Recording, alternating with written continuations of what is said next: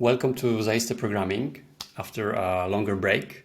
And today I have something special for you. We will be joined by my good friend, Michał. Hello. Hey, Michał.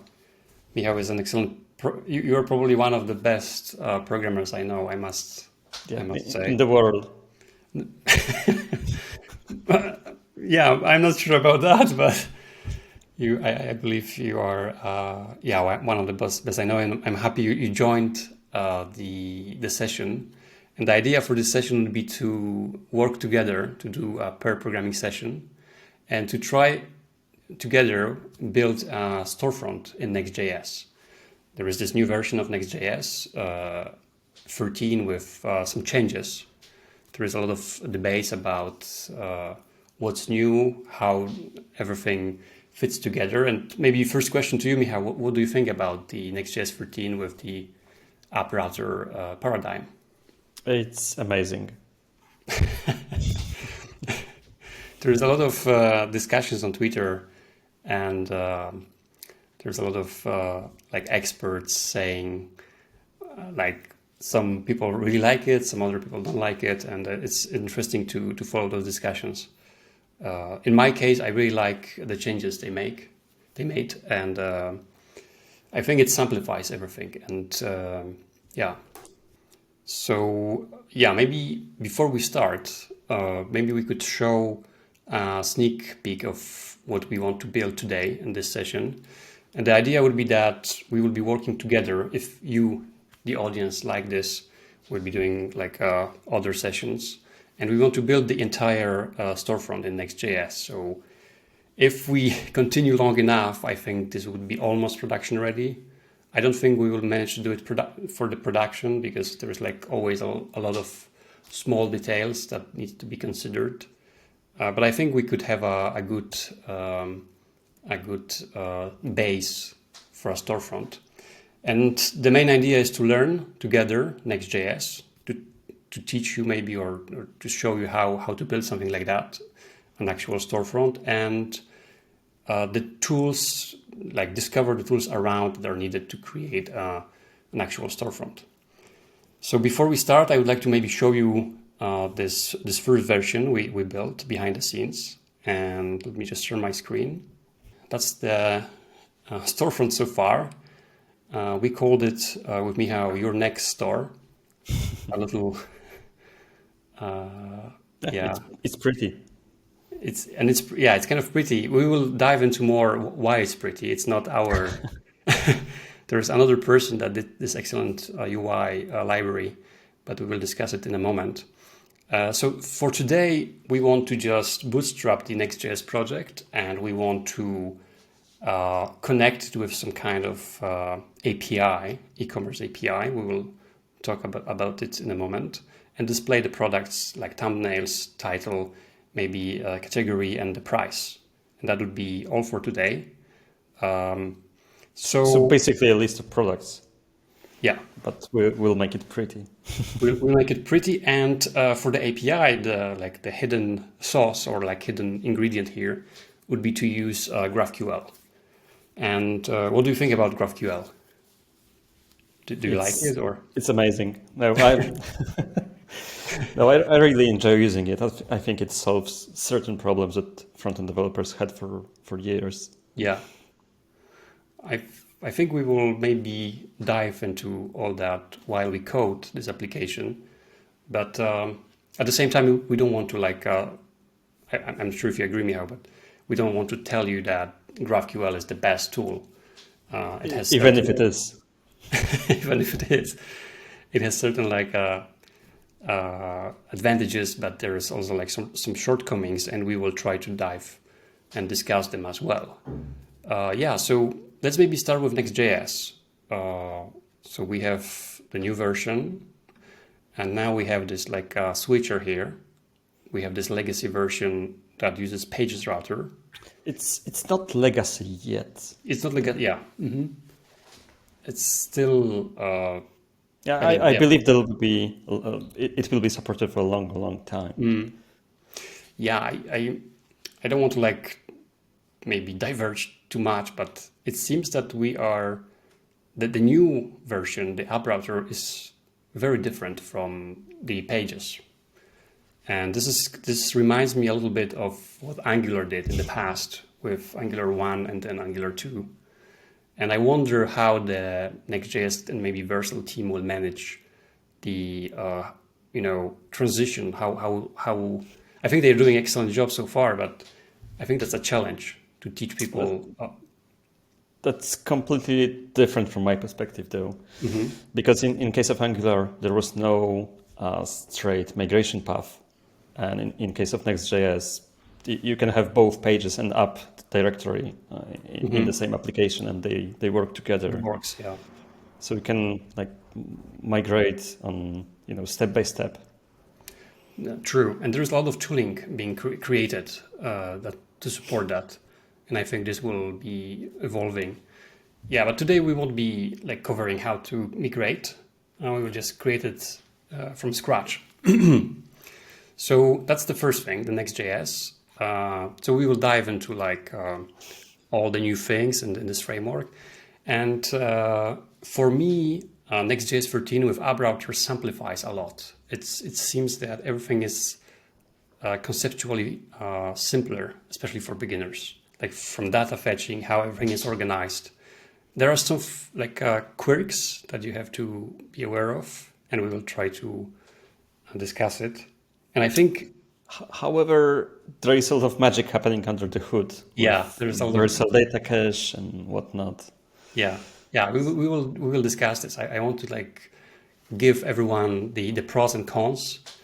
It's not like the best solution yet, but they're on a good path. But I think creating a storefront, it's a good showcase of what's possible, because if you're creating a blog or just a regular application, you may not see all the advantages and all the cons. And here with Storefront, we will like see why this new approach shines, because certain data may be cached, like products, for example, list of products. And then for the checkout, you have to be always sure that it's the most recent version, right? Because for the products as well, for the price maybe. So there are like some things to consider. So we will try to cover that. And now for the API. So we will be using Sailor. And I need to preface that saying that we both work at Sailor. But so I think you could use a different API. Shopify also has GraphQL API. And I think this would be easy to swap. We want to use this because we create it somehow. We collaborate and we contribute to this project and we know it well. So we want to just use what we know.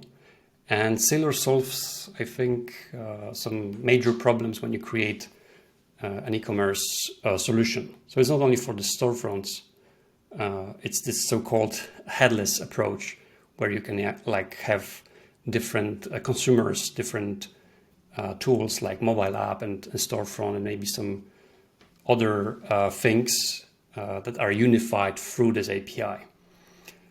So it's an interesting approach, so yeah, we'll be using that.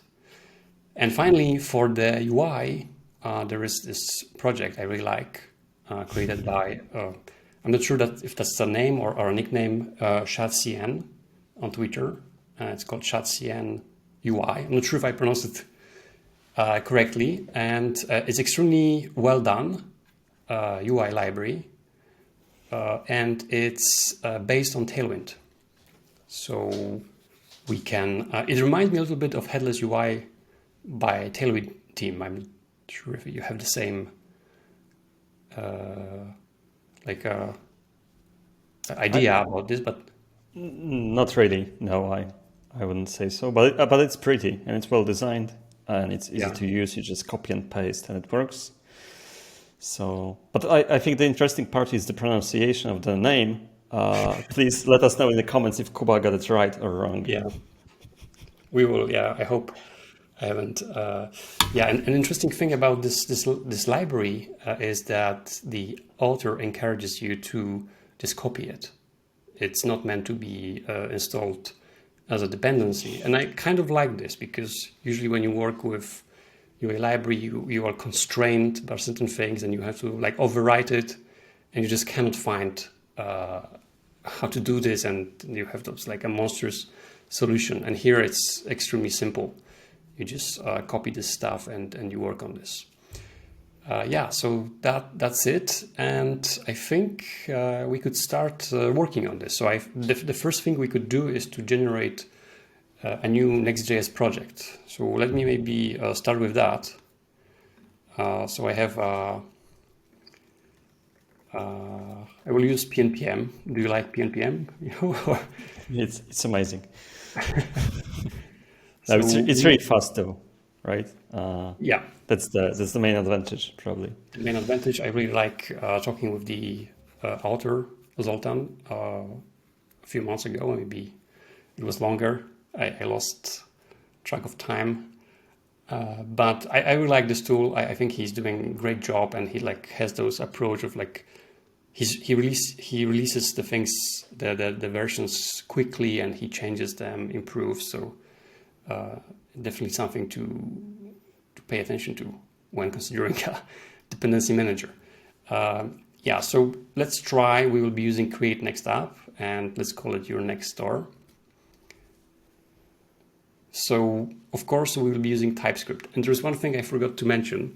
So Michał, you wrote a book about TypeScript, which is like the best-selling book in Poland, and not only best-selling, but like has some amazing reviews. So are you okay to use TypeScript in this project? Yeah, I would highly recommend anyone using TypeScript. I mean, there are probably few projects that use JavaScript nowadays for greenfield projects. So TypeScript makes more sense. I wanted to ask you because there was this recent announcement maybe by the creators of Svelte project to go back to JavaScript. And ESLint did the same.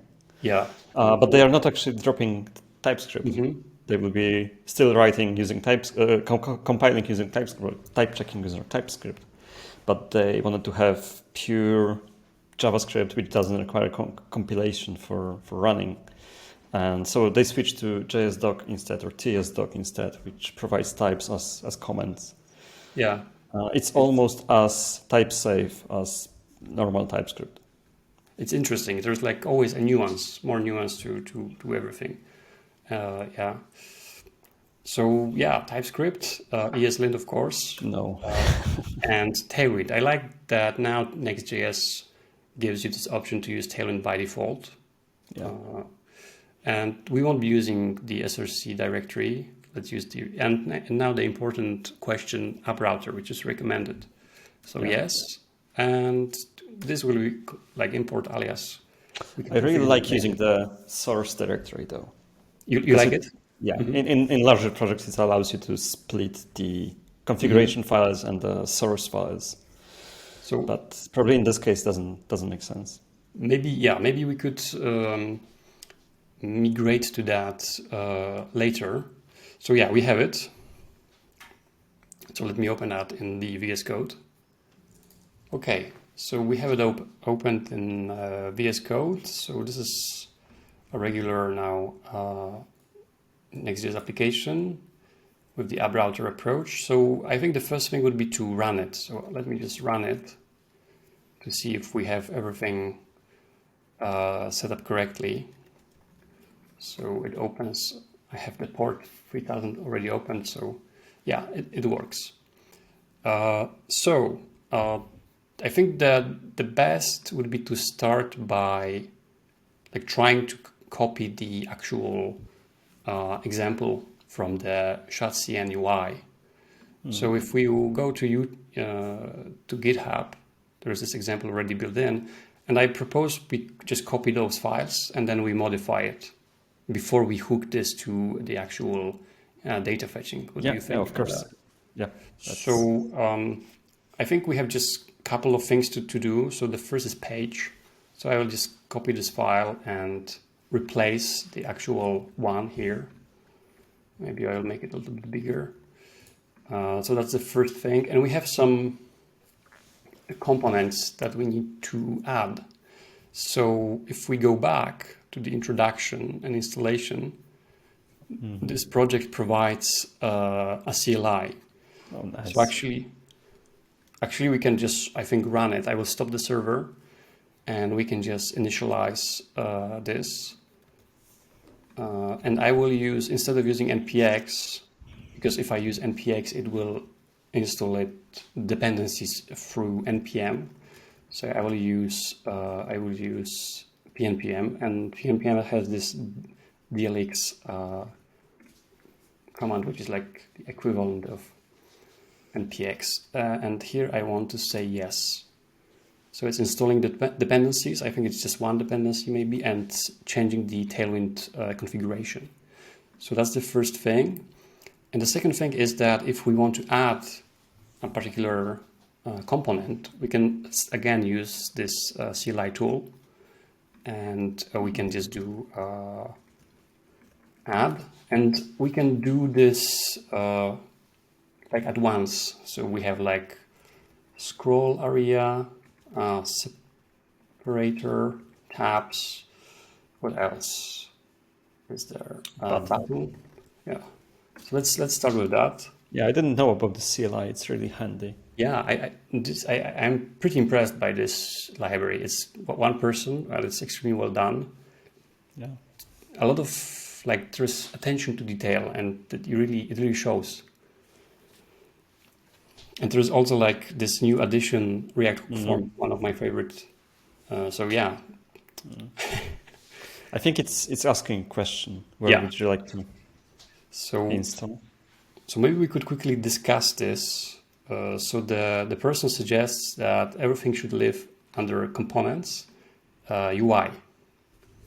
So these are those like predefined components. We can look at them maybe. So yeah, they define some Tailwind classes, and usually you don't have to modify that. But if you want, you can do this. So this is this flexibility. So yeah, so those things disappeared, and we also need some like actual components that come from this music example. So if we go back here to components, we have like 4, and I will just go ahead and copy that. So in components, the first one is album artwork, TSX. And let's go here, copy that, paste it, and let's repeat that 4 times. Menu,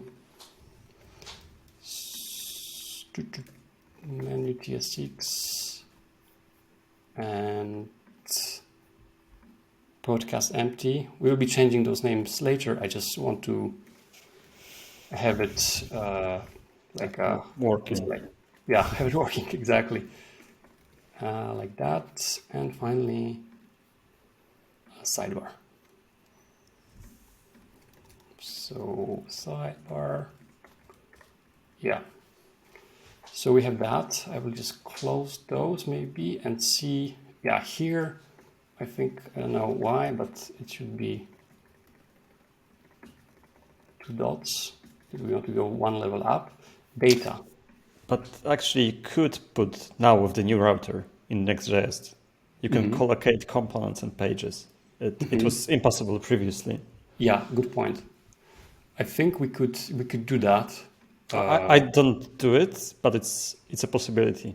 Yeah, I think that it's not only components, I would say, because we haven't really talked about that, but one of the additions is also server actions, right? And server actions can be also collocated with components, and this allows for very interesting, concise expression of certain, I don't know how to call it, like flows in programming, and I really like it. But I think it's a good point, and I think we should maybe at some point do it in this app.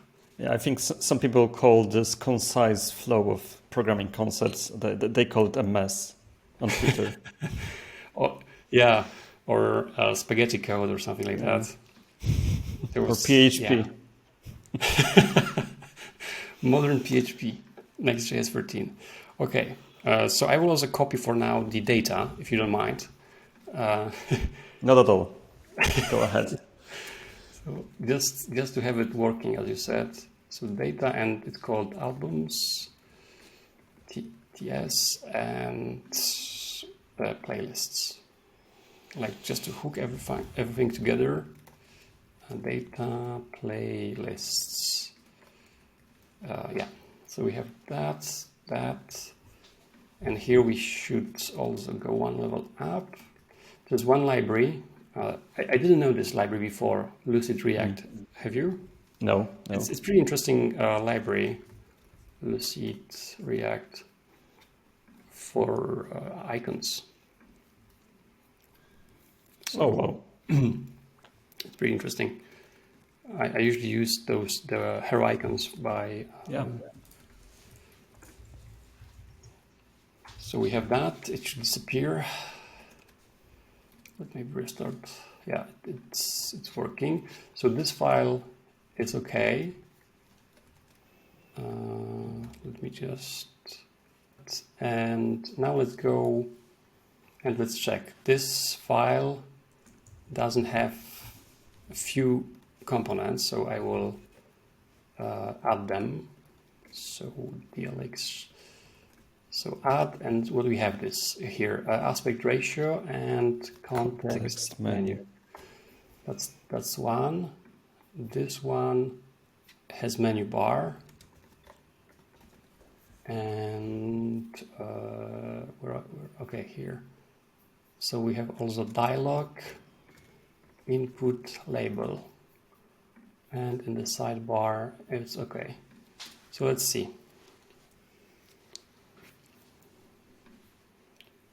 So yeah, again, it asks me for the location, default location for those special, I don't know, should I call them special components or like predefined components? This is a bit cumbersome. I'm wondering if there is a better way to do it instead Maybe, of collecting, all the imports manually and running this command. Yeah, maybe there's a way, but still. Yeah, this is just simple and it works. Yeah. So yeah, this works. I will run the server now, and yeah, let's see what we have here. So there is a scroll area. Yeah, styles. Okay, so styles are called globals by default. So I will just go to the layout, and let's replace that with. No, it's not here. It's somewhere here, I think. Yeah. Globals. Yeah. So now the famous issue of images. So we need to add. By the way, the error messages are pretty great with Next. Yeah, let's agree to disagree about this. Okay. Why? I would say it's a terrible experience that in development mode you get this kind of errors. But it's for a reason. I think it's a good default to like blacklist the hosts and then only allow like specific ones. But yeah, maybe there's something to be improved here. And it's compiling, and I wonder. Yeah, and it works. Oh, it works. Awesome. Bravo. Congrats. So we have it. It wasn't that. So first thing is that we have this menu which doesn't make sense. So we can go to page and maybe remove it for now. I'll just comment this out. Thankfully, someone made it a separate component, so we can just comment one line. Exactly. We can get rid of it. I really like this approach. And yeah, so we don't have that. We have, maybe we could also like disable some of those things over here. So we have this separator, and we have, so actually it's in the sidebar. Yeah, so we have that. Yeah, that makes sense. And I will just remove this part and this part. Yeah. So So we can leave it like that. And now the important part, let's connect it with some actual data. So this is where Sailor comes in. And we will be using this instance called versal.sailor.cloud. It's my personal instance, but if you want, you can play with that. And if you go to /GraphQL, you will have this GraphQL editor, which allows you to issue queries to the server. So maybe we could issue something. What do you think? Yes. Could you guide me a little bit how to do this query? So the first step is to learn GraphQL, and the second step is to write the query. So, but seriously though, it's quite similar to JSON, and I think any JavaScript developer can just start writing and see where it gets him or her. So I would start with opening curly brace. Yeah. And then maybe control space and see what happens. Yeah, exactly. And we have like all those notions that are useful for e-commerce. So this is what I like about Sailor, and this is why I decided to work on this project. It's really like encapsulates all the notions that are needed to for e-commerce. So we have like products, of course, categories, but we have also more nuanced things like promo codes and vouchers, and everything is nicely put together. So, and through GraphQL we can like discover it. So this is like a one way of doing that. We also have this like explorer on the side. We can see what's there. So there's like a lot of things you could use. Gift cards. That's even easier, right? Yeah. That's slightly easier, but it also depends. I think the discoverability of the fields and data structures inside of GraphQL, this is probably the most important selling point of GraphQL in general. Yeah, I totally agree. I think if you were doing a REST, it's always difficult to discover how everything is connected. You have to go to the docs. Sometimes docs are good, sometimes not, and you have to like connect the dots, right? Yeah, you can count that someone maintains the Open API specification. Yeah, hopefully, yeah, it's not always up to date, and it takes effort to maintain it. I think if our viewers want to, we could also like build a GraphQL server, and it also is interesting exercise showing like the pros of this approach and also cons. Because there is one thing we haven't mentioned here is there is this like introspection query that happens behind the scenes when you launch this GraphQL editor. So the introspection query is this query that asks the API about the API, like about the structure of the API. And something like that doesn't exist to my knowledge in REST, unless, and it's pretty interesting because the API can like, you can have query basically that, the response is the structure of the API. And this is the result of that. Yeah, but this is about the GraphQL. So that's one thing, this, all the nice things we can have here. But there is also Sailor, which gives you the notions, e-commerce notions, so you don't have to like figure it out on your own. And I think because of that, we could go a little bit faster when building a storefront. So we want product, right? So I will just start writing products. And so this is like kind of like a function invocation, I would say. Mm-hmm. And we could just take first 20 maybe elements from the API. Mm-hmm. And there's also like this thing channel. It's like an implementation detail. I think we should change this in Sailor. But for now, it's not required if you only have a single channel. Yeah, but I think here I have more than one channel. So exactly, if you only have one. But what is channel? Channel is something like if you have a commerce solution that, for example, sells something for one market, like in one country and another, right? This could be a good use of channels. So you can have like a US channel and maybe Brazilian channel or something like that. But yeah. Yeah, there are also other use cases. Yeah. And here we have edges. So this is like this relay specification. I won't go into that. So edges and the node and then the actual fields. So for now, we are only interested in the ID and name of the product. That's so here, when we invoke that product, we also define the shape of the response we want to have.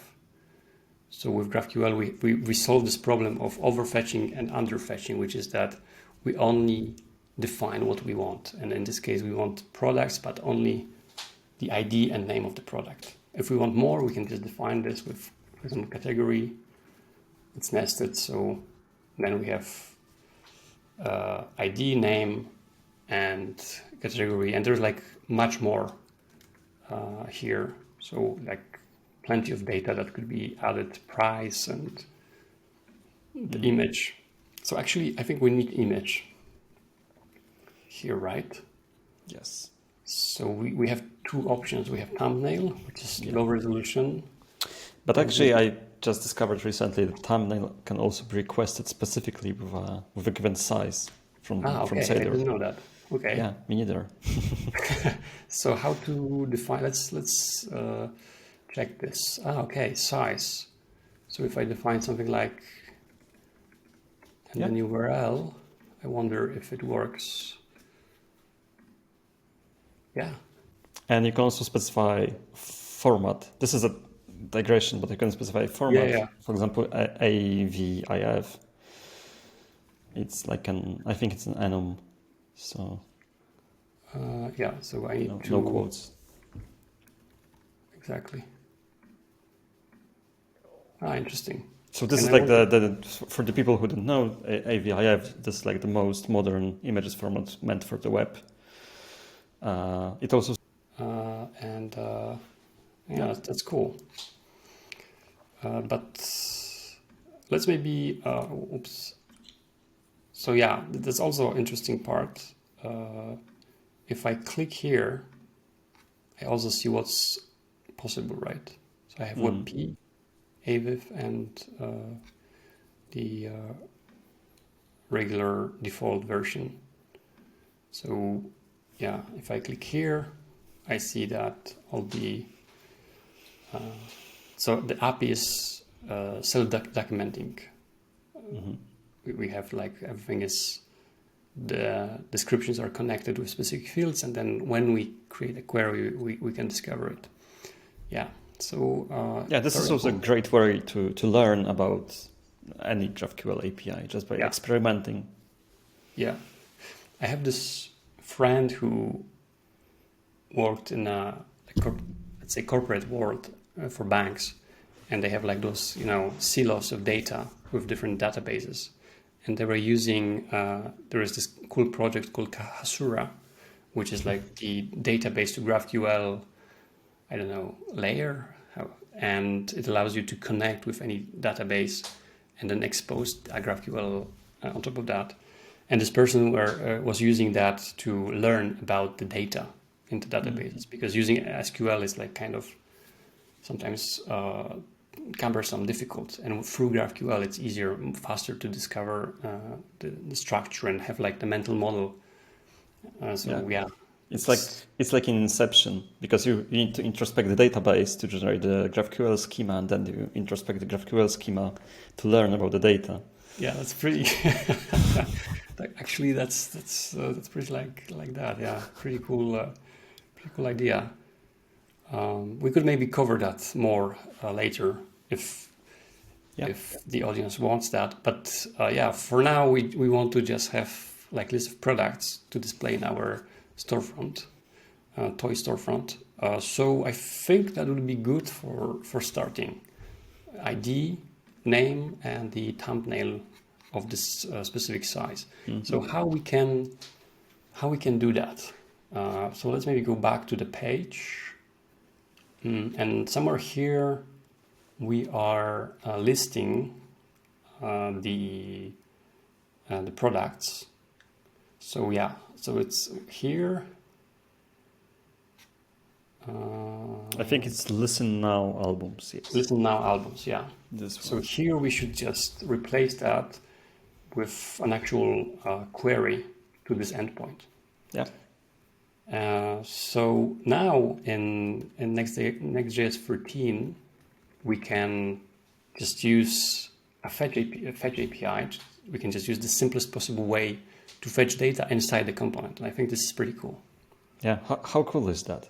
Yeah. And there are some people who don't like it, but I think it simplifies like the mental model.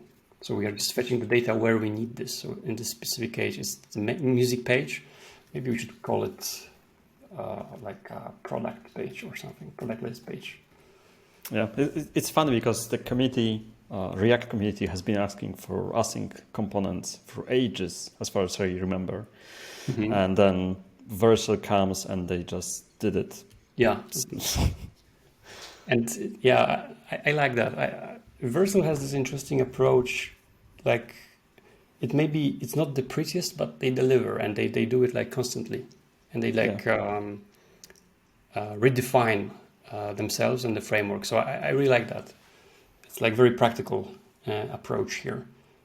Yeah, I don't want it to sound like a cliche, but it's kind of like Apple during the Steve Jobs era.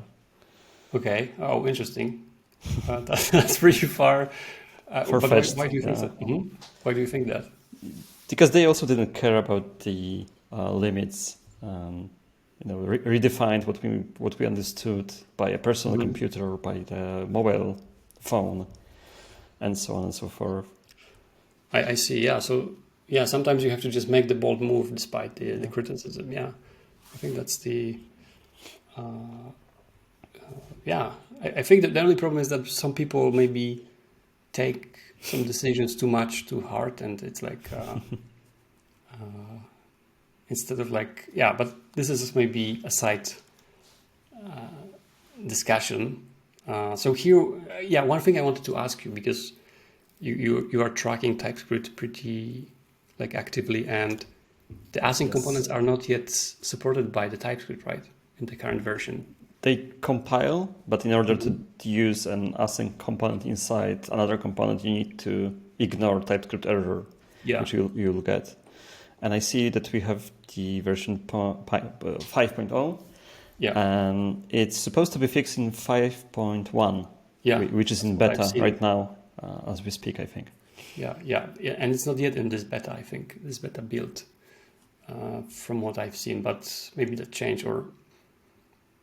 Yeah, but if we were, as you said, because for the top level, for the page components, we don't have to worry about that. Yeah. But if we were nesting, we will come to that. We will show you how to overcome. It's like a very simple, what it's called, directive, ESLint directive, or TypeScript directive to like ignore the actual error. So here we can just do the data fetching. I see that you're using some AI for code generation. I need to. Just to, my programming shortcomings to hide them. And here because that's another interesting discussion we could have. I'm not sure, we could maybe just talk a little bit about it now, but it seems that with Next 13 app router, everything simplifies so much in a good way that we may not need a GraphQL client, right? Because historically, to fetch data from a GraphQL endpoint, you would need a GraphQL client, something like Apollo or Urkel or something else. Yeah, but the main point of this was to manage caching, which can get very complicated with GraphQL. Yeah, refetching and here it's like again, as you said like a minute ago, it just changes completely what happens, because we haven't dived into that, but what happens on the server, what happens on the client, because this particular page, what we are doing here, we are executing this fetch on the server. So we are doing this whole thing will be this whole thing, is so it's like a completely different to what it used to be, right? In React, that you use them like use effect or whatever we wanted to fetch the data. And it got pretty complex, I would say, with certain like queries. Okay, So, let's get some products. yeah, exactly, because we are talking about some boring stuff, maybe. So yeah, just fetch API. And so the URL, I just copied that from here. And it's like suggests me. So the method would be to make a query to GraphQL endpoint, we have to use the post method, right? And Usually, then, yeah. Usually, yeah, you could use, of course, get, but and headers are pretty good. I don't need this one. I need though the content type. It's important to have it. And yeah, and the body. It's pretty smart. Yeah, this AI is amazing. So I will just close this to, yeah, we don't have errors, and the body now. So in the body we need this query we wrote here. So I can just copy that maybe, and this will be passed as the query parameter, and I will just pass this here. I have this plugin. I can just use something like that. To have some, Nice. nice, right? Yeah. It looks slightly better. Yeah, and I think that should do it. So this should be more Not like yet. one. Yeah. Yeah, yeah, exactly. We need to do one more thing. So here, data, and we need to just parse, yeah, the response to have it like a JSON, because what we got here is JSON. So And what's the type of data? exactly, it's pretty bad, right? Yeah, it's It's what is any. it? It's any, and I hate it, but I think we can live with it for now. Yeah, Because we it will will fix be, this yeah, it will be fixed later. in the next, let's say, episode of this. If people like what we are doing here, if not, we won't be recording again. And before we go further, I Yeah. wanted to stop and show another way to compile this fetch, because you could open Network tab in Chrome DevTools in the playground, execute the query, and then copy it as fetch. Yeah, exactly. And that would be pretty I close love to this what we tip. wrote. So let's do this. So yeah, so I have this query here. I'm opening the DevTools, and I'm opening the Network tab. And if I run it, I have see that it's like executing this this exact query, and I can just, as you say, do copy, and I can do copy as fetch, right? Yes. I have different options. So this will be usually a very big thing, because it copies all the character headers. Yeah, but it's basically similar. So yeah, we don't need that. This one we can remove. River as well. It doesn't. Yeah, it makes a query like already Single stringified, line. right? Yeah. Yeah. And we don't need this, and we don't need it. So it's yeah. So it's the same basically. Yeah. I like your version better, but Slightly more readable, I'd say. But yeah,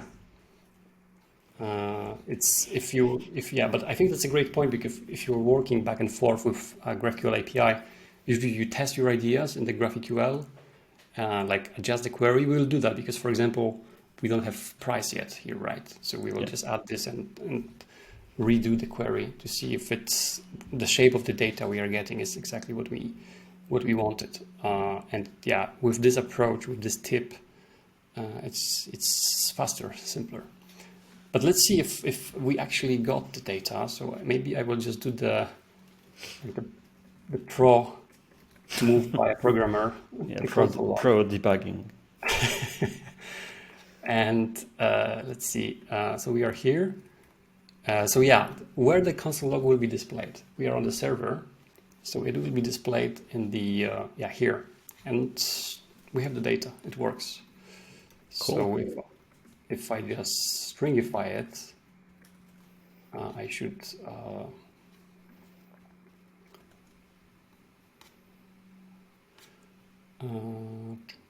Yeah, Yeah. so it's there. There's some error though. It's still about the images. Images. Yeah, so maybe let's like disregard it for a moment and let's Yep. see if we can like so what was the shape maybe of this data? It's pretty important. So it's like data, and inside we have products, and inside we have edges. And for now, because this is any, this could be a little bit it's not the correct way of doing it. We'll phrase it like that. But yeah, we can just do something like that. How did it know? Yeah, how did it know? Yeah. It reads our minds. And here I will do any, if you don't mind. I know you hate any, but something like that. Product ID, maybe? Oh, sorry. Yeah, the key could be product ID. Exactly. Because the name could repeat, I think. So it's something broke. Let's maybe restart. Sometimes Next is so Compiling. it's compiling. I think it will work. And I think we have this data. Yes. Let's see. Yeah, there is like the data is just not properly hooked. So let's fix that. So I'm going into album artwork. So yeah, of course, we don't have the cover. So we have thumbnail.url. Exactly. So we could do not exactly like that. And here I would need to use. Can you hover over it? I think it might be ESLint. Oh no, it's the type in the. It's the type. So just to make it, I will do any here maybe, or maybe here. We will fix that. I promise. I love it. And yeah, so this works, but it doesn't display because I think it's it's not on the allow list, I think. It's not on the allow list. Yeah, exactly. I was thinking the same thing, but I think it's something else. Can you try refreshing one more time? Should I? Sorry, should I refresh the website maybe? So it's doing the query. So yeah, again, I think you will get the error in the browser console. Yeah, you're right. Image is missing required src property. Maybe I was wrong. Let's go back to the playground. I know what it is. Edges have node inside. We haven't considered that, so we have undefined, I think. Of course. So if I go back here, I shouldn't do query. I should do something like that, I think. Mm-hmm. And maybe I could call it product for simplicity. So now, amazing. Luckily, yeah. And finally, what we were both thinking, it's the whitelisting of the domain, like that.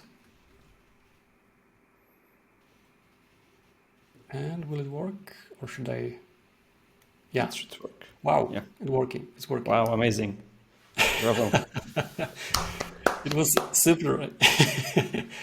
Kudos to you.